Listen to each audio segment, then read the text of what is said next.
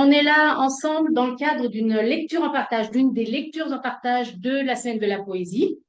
Donc la Semaine de la Poésie, c'est le festival du mois de mars, je reparlerai un peu plus précisément à la fin.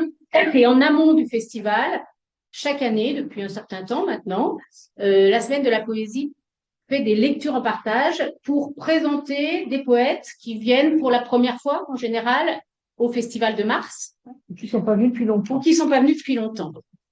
Donc, un petit choix de poètes parmi toutes celles et ceux qui viennent au Festival de Mars. Et donc, ce soir, c'est le Master Lettres et Création littéraire de l'UCA qui va faire cette présentation avec Margot, Benjamin, Théa, Manon, Clémence, Camille et Nathalie. Et pour vous faire découvrir Séverine Daucourt, donc la poète Séverine Daucourt, qui, à peu près au moment du festival, va apporter un nouveau roman qui sort en mars, Le Monsieur. Enfin, quand je dis un roman, parce qu'elle n'a pas écrit tant de romans que ça. Elle est aussi traductrice de l'islandais. Et bien sûr, elle écrit surtout de la poésie. C'est pourquoi on est là ensemble ce soir. Une douzaine de recueils depuis 2000, mais aussi d'autres formes, d'autres médias, comme va tout de suite nous l'expliquer Margot. Poète avec un E. C'est comme ça que Séverine Daucourt s'inscrit dans l'art, avec une écriture qui non seulement est poétique, mais qui affirme aussi une voix. Des voix. Également des silences, des suspensions, des blancs entre les mots. Sa poésie se fait manifeste, témoignage, prise de position affirmée. Elle énonce dans son clip poétique Mature, mature. Après 35 ans, on devient sorcière ou femme active. Il faut donc être adulte au plus tôt, travailler illico, sinon risquer d'être condamné à rester OJE, objet de jeunesse éternelle. Séverine Daucourt écrit le corps, le vieillissement, la maladie, dit le temps mais aussi l'enfance, explore la conscience de soi ou collective, et la conscience face au monde. Sa poésie lui permet également d'interroger la création et sa propre écriture. Lire Séverine Daucourt, c'est aussi entendre cette poète et performeuse. L'artiste a d'ailleurs un SoundCloud accessible par QR code pour accompagner son texte de 2023, Transparaître encore, publié chez Lanskin, comme beaucoup de ses livres. D'autres à la lettre volée, maison d'édition bruxelloise ou ailleurs. Transparaître encore, Balade au livre, est une version multimédia venant augmenter la publication de 2019 de Transparaître. La poète, engagée dans l'action poétique, joue d'une hybridation des arts avec ses lectures performées, ou en musique avec ses enregistrements sonores ou ses vidéopoèmes comme Notre-Dame d'incendie. Poète avec un E. C'est comme ça que Séverine Daucourt s'inscrit dans l'art. Allons voir ce qui se cache derrière ces mots, derrière sa voix.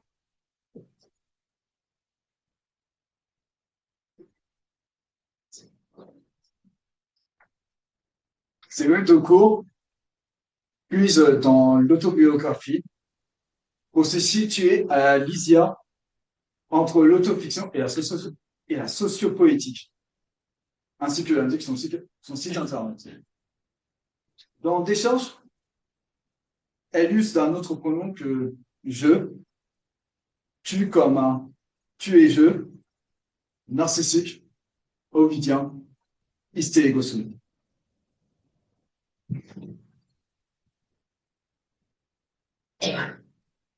Ton père, à chaque rapport sexuel que tu dois lui consigner, te donne, rapportée juste pour toi sous le manteau de la maternité, une pilule du lendemain. Des lendemains, tu n'attends pas grand-chose. Tu ne penses pas à plus tard, sauf parfois quand on te questionne. Tu articules que tu voudrais être juge pour enfants. Ton père te demande de ne rien ébruiter. Parfois, il préfère te faire avaler des pilules par petites poignées, de celles contraceptives que ta mère dit n'avoir jamais supportées. Imagine que tu les avales 3 toutes les 4 heures, comme indiqué par papa sans piper. C'est bizarre quand même d'être médecin et, avec sa fille, de faire le contraire de soigner.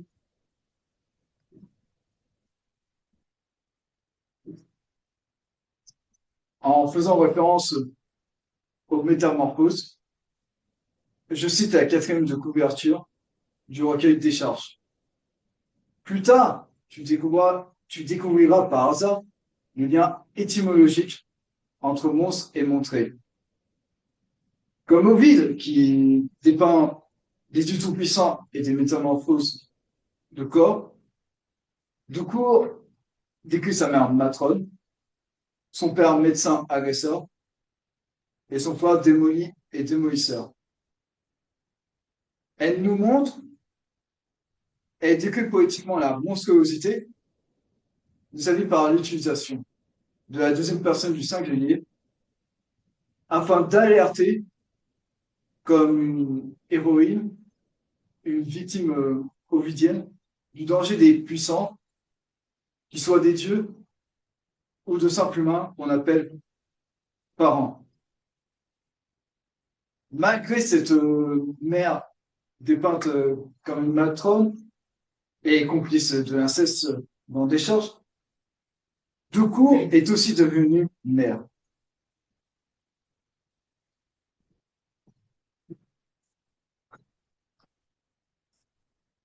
Descente aux angoisses, presque dans la cage, les soifs fracassent de la bête, libre et grande. Sur la table, le lit, le PC, les CD, les livres des enfants, là, au milieu d'une folle et longue poste, à baisser l'adolescence.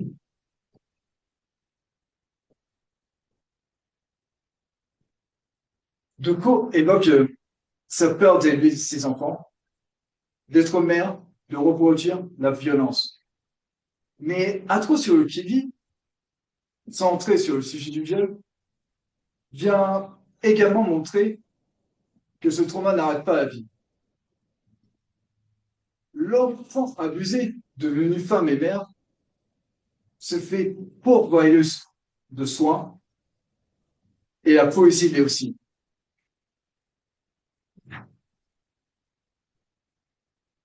Les enfants n'en sont plus. Les V tournent des films et hackent des Macs. Je me suis occupée d'eux. De mon ex, il est loin. De mon père, il est mort. Je reste, à raison ou à tort, pourvoyeuse de soins. Une suivante aux petits oignons. Acquise. Le gratin du genre féminin. Je m'occuperai aussi de ma mère.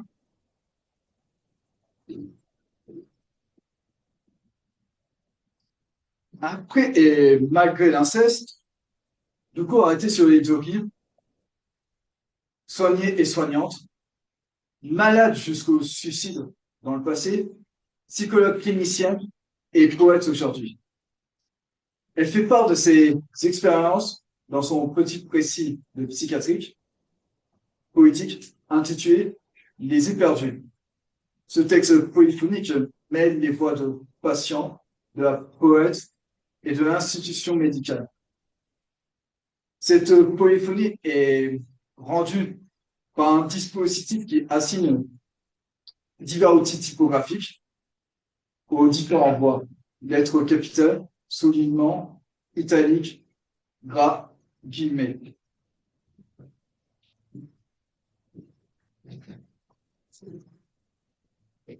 Adolescence.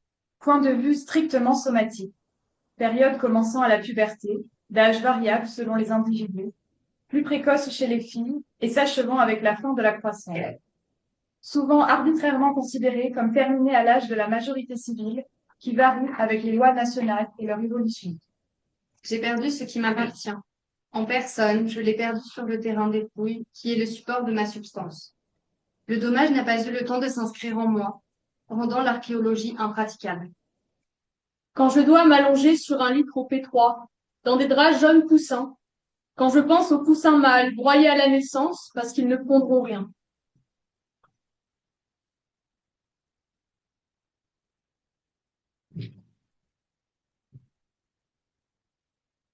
Les mots, Séverine Daucourt les place sur la page. En haut, en bas, en paragraphe, en vers, à l'envers, collés, serrés, espacés. Les mots, elle les met en voix, en chant, en corps. Le corps, il se balance dans les recueils. Il est scruté, exhibé, exposé. Le corps féminin en particulier.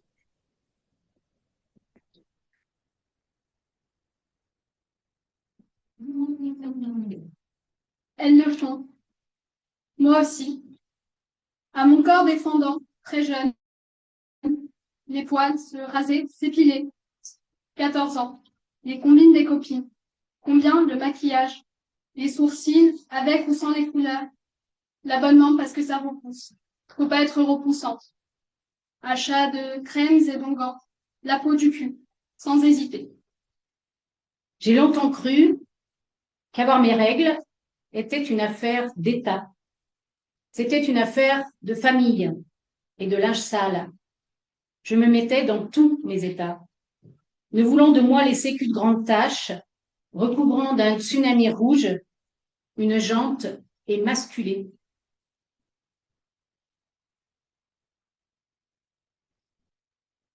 Regard perçant, c'est la réalité qui importe à la poète. La poète, pas la poétesse, telle qu'elle se définit. Dire sa vérité avec ses recueils. Décharge pour décharger sur le papier, pour orienter le regard. Et dégel pour dégeler notre humanité. Si la poésie est une affaire de souffle, d'eau court nous le coupe parfois. On cherche l'air, à respirer. Et paradoxalement, c'est dans la poésie, sa poésie, qu'on le trouve. Dans son recueil Transparaître, comprendre le souffle court de la poète, à la ligne les retours, dire des réalités froides qui brûlent, se reconnaître dans une pluralité d'expériences, dans des vers qui s'organisent comme des lignes et des lignes d'injonction, des lignes qui ne s'épuisent pas dans une poésie fulgurante, une poésie de la désillusion, parce qu'après la mer, c'est la vie. Après toutes les mers, c'est autour de toutes les filles. Et quand il n'y a plus de répit, quand on croule sous les injonctions, sous les devoirs, sous les mots, il n'y a plus de retour à la vie. Dans le texte comme dans la chair, les paragraphes pour dire le trop-plein, pour dire qu'on sait tout.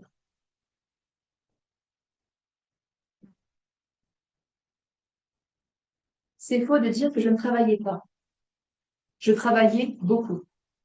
Maniant une poussette double dans le métro, sur les trottoirs, 4 autres vies dans ma tête, sans relâche, les doigts apéris sur un clavier, un bébé au bout du sein, devant la cuisinière, 17 kilos d'amour sous le bras gauche, la cuillère en bois dans la main droite, l'épaule douloureuse, des nuits interrompues tous les jours, débutant par une ouverture de machine, la fermeture d'une autre, à l'âge du non chez le grand, pendant la varicelle du petit, puis il faut ranger avant qu'il ne se réveille. Apprivoisant l'épuisement, l'absence de dimanche, de pause, de vacances. La poésie de Decour est aussi une affaire de moi, de voix, de toi, de nous. Elle lance dans le vide un cri qui résonne. De petits échos deviennent grands, et les mots des bougies qui éclairent les chemins cabossés. Elle fait apparaître, transparaître la juste colère.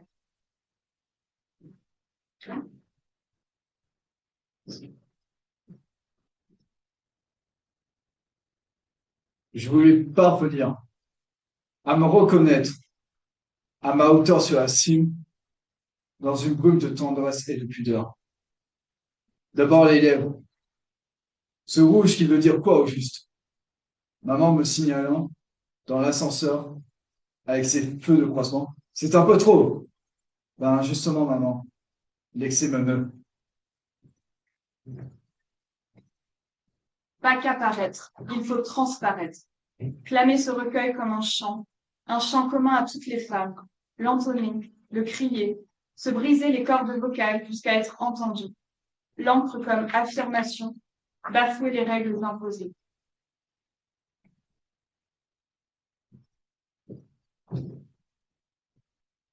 J'étais un fantasme. On m'agressait parce que j'étais un fantasme. Et je me retrouve fantôme, la femme invisible. Aujourd'hui m'attriste. Le combat d'être une femme perdue. Ma chair, acceptable quand elle cesse d'être sous la pression, quand elle élude le vouloir de l'autre. La haine cesse.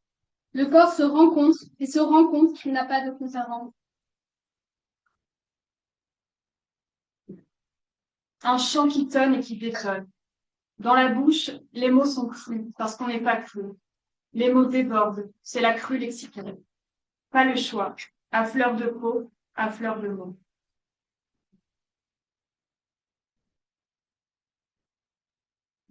Poète, poétesse, mieux. le poète, la poète, l'auteur, l'auteureux, ou encore l'écrivain, l'écrivaine. Bientôt la pute, le pu.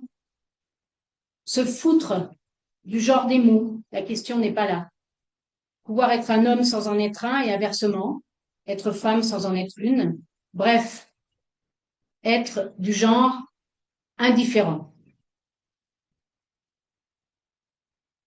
Un chant qui tonne et qui détonne. Une main, un miroir tendu sur une peau pas tendue.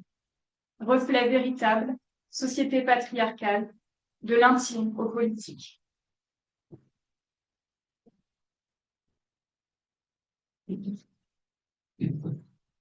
J'improvise ma vie sans attendre rien. Surtout pas la vie sur ma viande, mon ventre, que nenni. Je n'invente pas mon image de ma vérité, qui, en fait, n'est ni avarie, ni outrage. Je fais la grève du mirage. Je me sauve la peau. Je déclare mon âge en fait. Vous pouvez partir. Toute vision des possibles et sans réponse. J'ouvre pour plus tard la porte du placard. Je veux avoir le fin mot, libeller l'acte de l'histoire. Ma liberté, jusqu'au mot fin.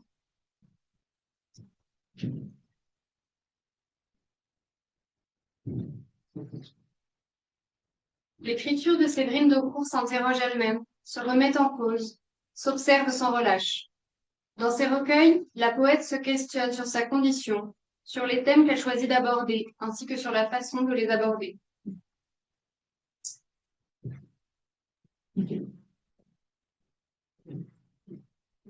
Être poète, parler de soi aux autres, des autres aux autres, des autres à soi. Lire d'autres poètes, se parler entre poètes, autres. S'écrire entre autres.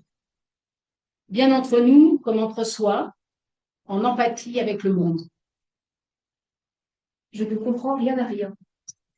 Je vais démembrer, remembrer, traduire cette irrépressible ouverture de bouche. Puis, on verra. Il restera bien.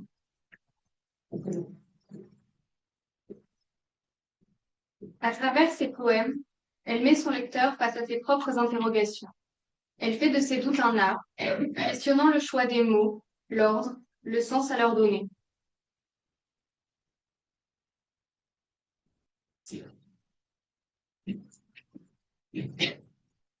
Mots en foule, phrases en miettes, venant traduire, quelle langue? Demandant à la lumière, échouant, contre-jour du mort apparent, mots interrupteurs. Je me fiche que cela soit lisible. Cela va entièrement être et du coup assez. PS. Ces mots ont le sens qu'ils sont.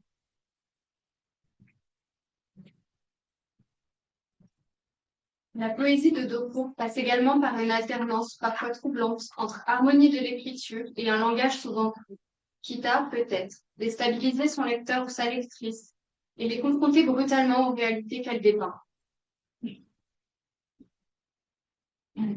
Sylvie est oppressée par le poids de son poids. D'autres, comme Anna la Russe, par les montagnes de leur morale, quand la bonne humeur, rouge, ne s'écoule plus sans à-coups. Et plus de bon coup pour Patrick, qui bande nous. Daucourt couche sur le papier les angoisses qui accompagnent la fonction de poète. La peur de ne pas écrire ce qu'il faut ou comme il le faut. La peur de débuter l'écriture et la crainte de ne pas savoir comment clore.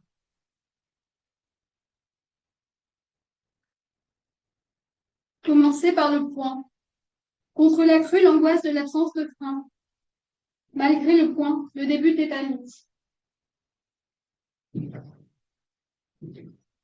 Daucourt présente ainsi un travail longuement mûri, bien que perpétuellement en cours. Elle prend son lecteur à partie, s'adressant par moments directement à lui. Il peut devenir alors témoin, complice ou victime de la poète.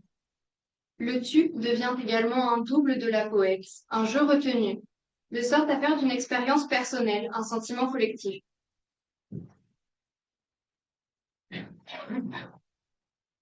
Tu n'as pas de problème de comportement, pas de difficultés scolaires, pas de troubles relationnels dépistés, pas d'estime ni d'image personnelle, aucune confiance, rien de tout cela. Est-ce alors pour la poète une façon d'inclure son lecteur ou sa lectrice dans l'intimité de sa production ou de nous lier directement à sa création?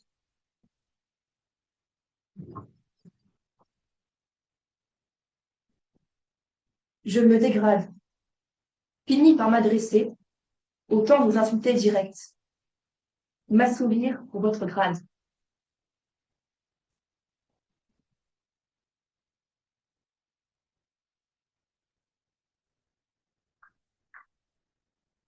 Par ailleurs, Séverine Decour sonde sa conscience jusqu'aux limites de l'inconscient. Cette exploration, établie par des polyphonies, des silences, des introspections, des digressions, s'inscrit dans son écriture poétique par un codage. Ce codage se compose de slash, de points, de parenthèses, d'espaces, de mots découpés et de phrases en cascade. Les slash symbolisent-ils la polyphonie dans l'énonciation, en indiquant la superposition des voix intérieures qui se coupent la parole?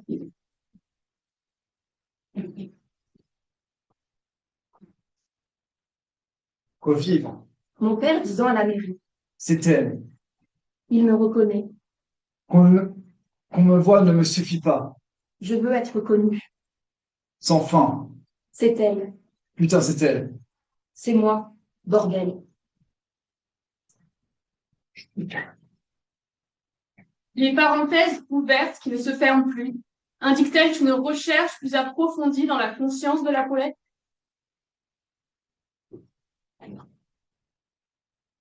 La vie farcie soudain de si loin, de tout sans fanfare. Serre-la bien, bon sang, tout va. L'ogre aussi lisse qu'un sucre. Elle va laisser saler le suicide, se noyer en portant mort sucée.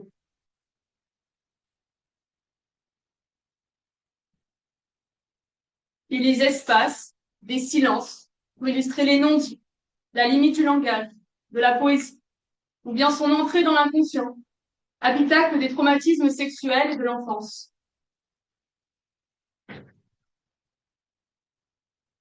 Tu es bien mal, la zimulté aujourd'hui avec ton désir. Tu n'aimes pas le trancher de mes cuisses? La poésie de Decour fait émerger une pluralité des voix intérieures qui habitent sa conscience, mais une conscience qui se confronte au monde en interrogeant les réactions et les pratiques sociales. Dans son vidéo-poème Notre-Dame d'incendie, enregistré en voix chorale, illustrant une polyphonie sous forme de dominos mentaux, ces voix intérieures se chevauchent, s'affirment avant de se contredire, en remettant et en se remettant en question. À travers une analyse presque psychanalytique des réactions immédiates face aux flammes amputant la cathédrale Notre-Dame de Paris, Decour met en lumière les enjeux contemporains derrière la volonté immédiate de rétablir le patrimoine en effaçant son histoire.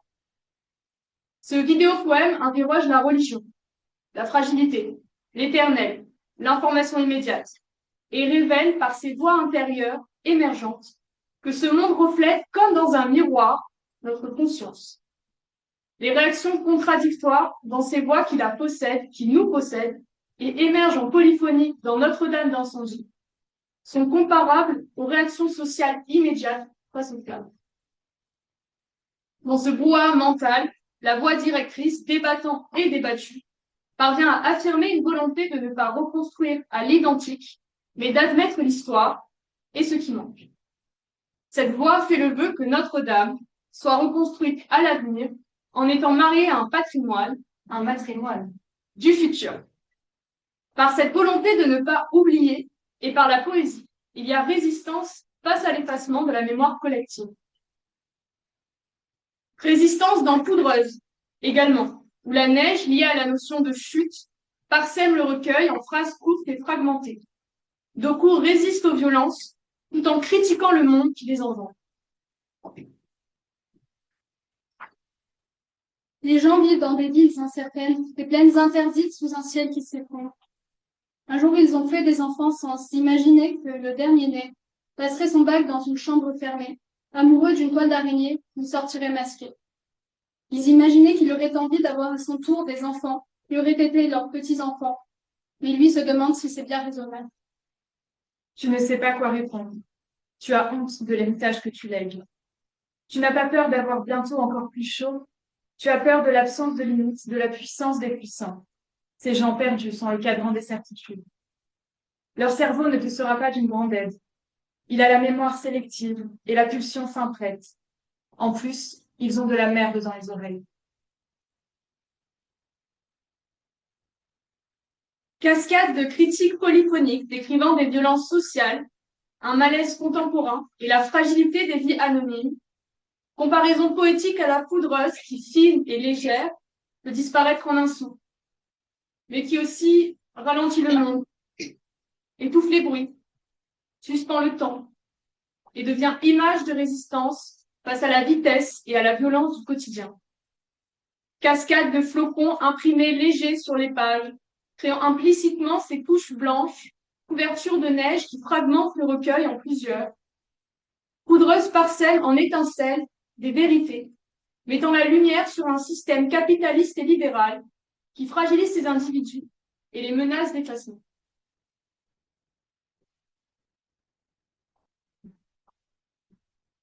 Des gens ne savent pas comment appeler la neige à part mon amour, mais elle ne dit rien, de toute façon, le langage ne l'atteint plus. Bientôt, elle aura recouvert la moindre scorie, du moindre scénario nocturne avorté. Les volets resteront fermés sur les traces de roues sales dans la rue désertée. Parfois, tu sens que tu décolles de toi-même et ça fait mal, comme un pansement arraché. Pas de souci, la neige tient un carnet de blessures. Tu peux compter sur elle, elle n'oublie rien. Elle est sans question, alors que toi, tu fabules sur les raisons de la quitter. Tu te dis perte de richesse peut se réparer, mais perte de temps nous ruine. Tu veux flâner, flâner sans plus t'en rendre compte. Flâner quoi? Cesser de ramasser les miettes d'un bonheur à venir. Le temps qui passe est-il du temps perdu?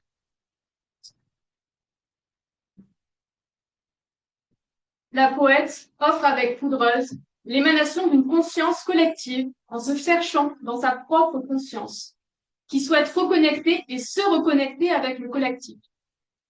Poudreuse fait ainsi souhait de réveiller et se réveiller du système individualiste et anonymisant qui fragilise en gangrénant à la solitude les individus, comme des millions de flocons distincts.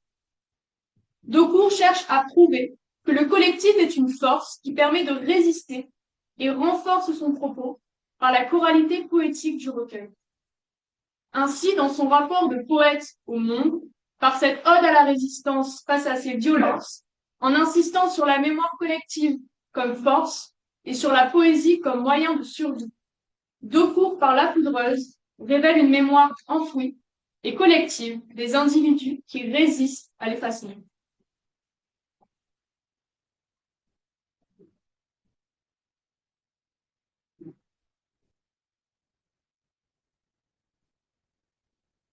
Face à l'effacement, le temps, dans les textes de Séverine Daucourt, est paradoxalement comme un gardien de la mémoire, alors même qu'elle peut se perdre peu à peu. Le temps efface une identité en en créant une nouvelle. Dans la prose de Noire Substance, alors que les souvenirs s'effacent, un compte à rebours prend place.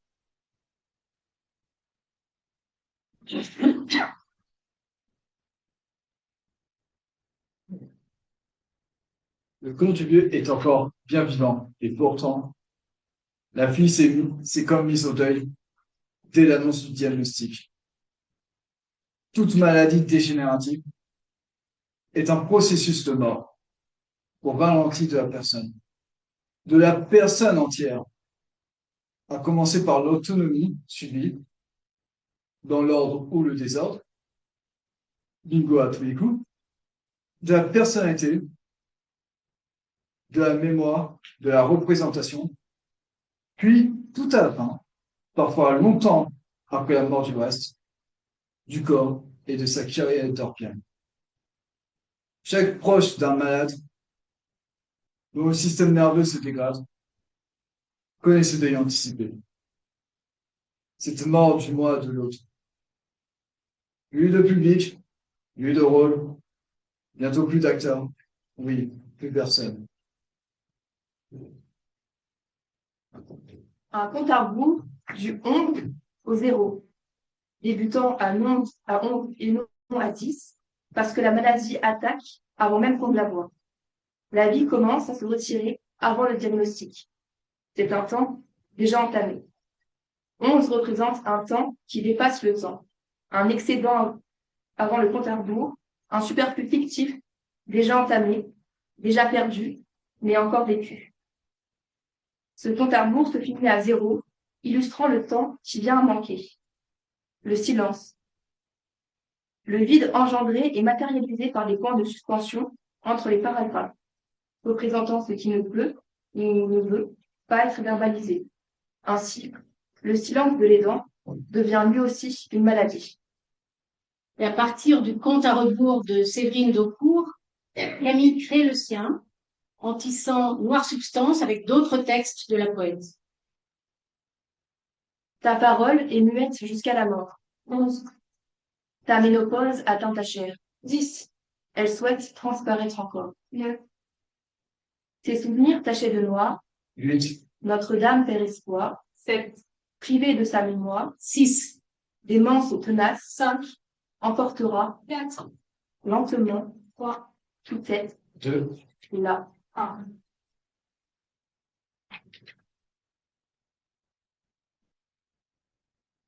Ainsi, chez beaucoup, le temps ne mène pas à un renouveau, mais à un effacement progressif, jusqu'au silence. Celui-ci est omniprésent, que ce soit dans Noire Substance, du fait de la maladie, dans Poudreuse, par les pages blanches qui deviennent de plus en plus présentes, dans Notre-Dame d'incendie, dont la disparition met en sourdine une mémoire collective, ou encore dans Transparaître et Transparaître encore, où le patriarcat met le silence des femmes.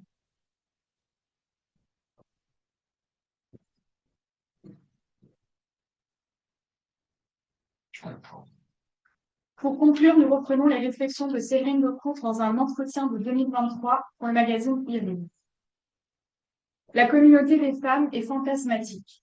Je n'en connais pas la langue. Je ne la cherche pas. Tant mieux puisqu'elle est introuvable. J'espère qu'elle le restera. C'est sa force. Repérée, elle serait interdite, car surpuissante. Mieux vaut parler et écrire dans la langue de tout le monde, la même que lui, qu'elle, qui elle, ou alors éventuellement écrire dans sa propre langue, aussi unique que celle de n'importe qui, si l'on considère qu'il existe autant de langues que d'humains, d'humaines.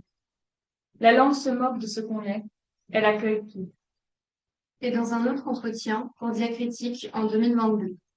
Quand j'écris je ne m'identifie pas qu'à mon vécu, mais à ce que je prends en moi, comprends au sens littéral, des autres que j'observe, à qui je parle, que je rencontre. La part autobiographique est une portion de matière à partir de laquelle je vais travailler, que je vais mettre dans une forme destinée à rendre des émotions partageables. Ça brouille. On croit que tout est vrai, mais non. Je est là parce qu'il a fallu à ce texte son effet, l'effet je. J'ai pris la parole d'un lieu où je ne suis pas que moi, un lieu où j'emménage parce que l'autre y est enfin un miroir possible.